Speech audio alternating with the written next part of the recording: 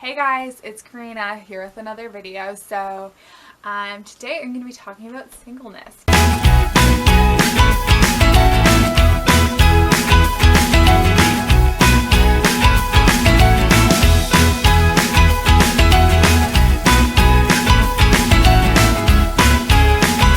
But before I do, I just wanted to mention the Liturgists podcast. So this past Sunday, I checked out their Sunday thing, and essentially it's this Zoom call with over 300 people, and they talk about their podcast from that week, and they open the mic, and then they break out into groups, and you'll have 5 other people in your group, and you have a question prompt, and you'll have 30 minutes to discuss that question, and then they meet together at the end and wrap up the session. So it was super cool. I was really nervous for it and worried because, I wasn't used to the whole Zoom thing, and sometimes I find face chatting and all that stuff kind of awkward. But it ended up being really cool, and I really enjoyed it, so I highly recommend you check it out. I will link all the information for that below. They are offering that for the coronavirus currently. Typically it was only offered for patrons, but they've opened it up to everyone because of the coronavirus. So definitely check that out. Alright, so into the video. So yes, I'm talking about singleness. So a couple years ago when I started this YouTube channel, I did do a video about singleness. But some of my opinions and thoughts have changed about singleness. So I'm just going to talk about my experience with singleness and go into some of my points. So first off, my experience. Well, I had one small relationship in high school that lasted 3 months, and it didn't really go anywhere. So that's pretty much the extent of my experience. So I've been pretty single my whole life. So yeah, I think it was a good thing. I didn't really date anyone in high school. I was going through a lot of transition in that time, and I don't think I was really ready for an actual serious relationship.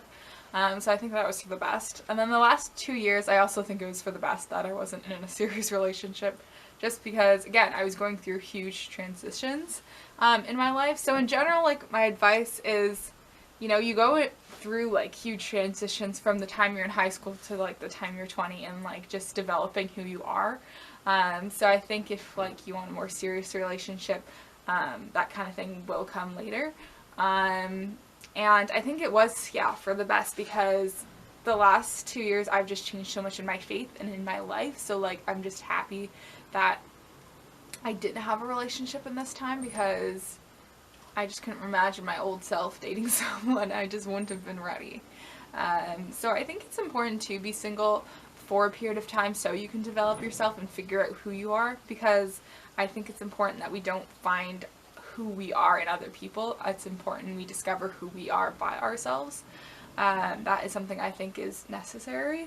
So yeah, one thing I wanted to talk about that I really don't like about the way church talks about dating is how they say that we should only date with the purpose of marriage. And the reason why I don't like this approach of teaching dating is because that puts a lot of pressure on the other person you're in a relationship with, because it's well, you might be my potential spouse, so you're putting all this expectation this person might be for marriage. And I think it ends up leading a lot of people in Christian relationships to end up marrying the first Christian person they find. And I think that's really unfortunate, because just because they're Christian does not mean they're a good person or they're going to be a good spouse. That is not a reason to marry someone. So I think you have to be very careful with that, and I think that you shouldn't marry the first person you meet just because you're dating with the intention of marriage. I think it's important to experiment and meet different people and date different people, and I think it's good to have a variety in a few different relationships before you have a serious relationship, so you get an idea of what a healthy relationship looks like. And not to say if the first person you met you did end up marrying and it turned out great, great, I'm happy for you, but in general I do think it's not a bad thing to experiment or meet different people or date different people. So I think it's also important in this time to develop your sexual ethics, to develop what expectations you have for a relationship and what expectations you have of that person, because it is important to have standards. And as I just mentioned, it's important to have more standards than just be a Christian.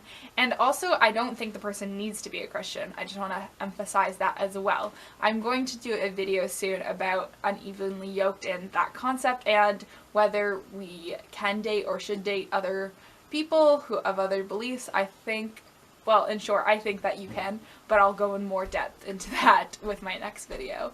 Anyways, so yeah, my point is develop your standards and figure out what you want in a relationship.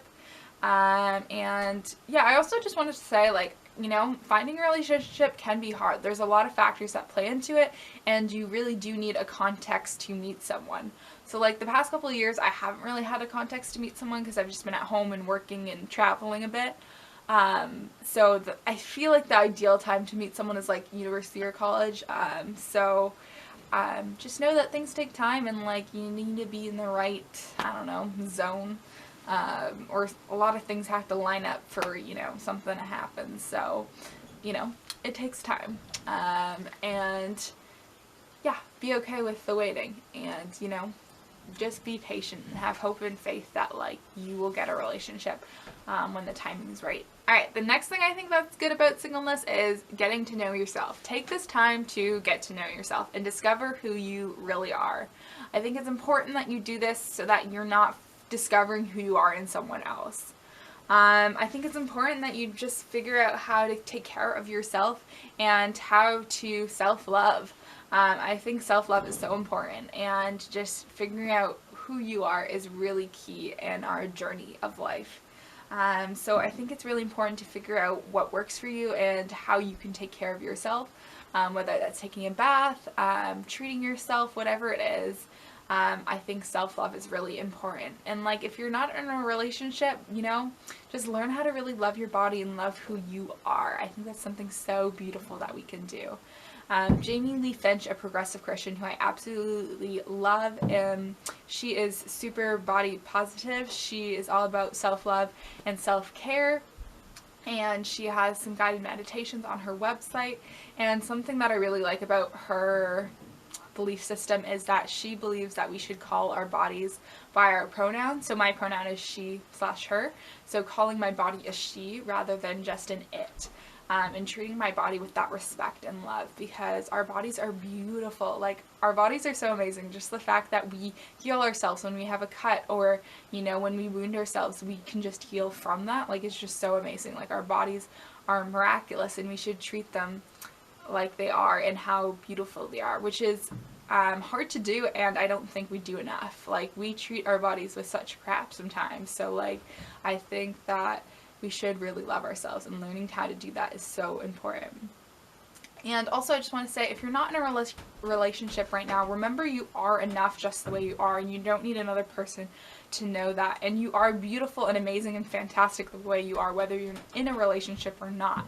And do not think just because I'm not in a relationship, I'm not beautiful or pretty or whatever it is. Know that you are amazing, like the way you are. Like, that is so important to realize that. And remember that love will not save you. This mentality will create an unrealistic high expectation for that one person you go into a relationship with. No person, no place, no thing will fix you. Okay? So don't put that pressure on somebody in a relationship, okay? God will help you along your journey, but He won't fix you. So you need to just go through a journey of discovery. And the fact is, we're never going to be fully whole, but if we can at least get to a place where we kind of feel okay and kind of feel developed in ourselves and kind of know who we are, that's enough, and that's good enough. And, you know, I think that's really important that we get to at least that place before we go into a relationship. So yeah, these are my thoughts about singleness, and I hope this video is encouraging, and know that singleness can be fun, and you can be single and ready to mingle, so it's a party. Yeah. So yeah, please like, subscribe, comment, and stay tuned for my next video. And I hope you guys have a great week, and know that if God put you to it, He will put you through it. Alright, bye guys!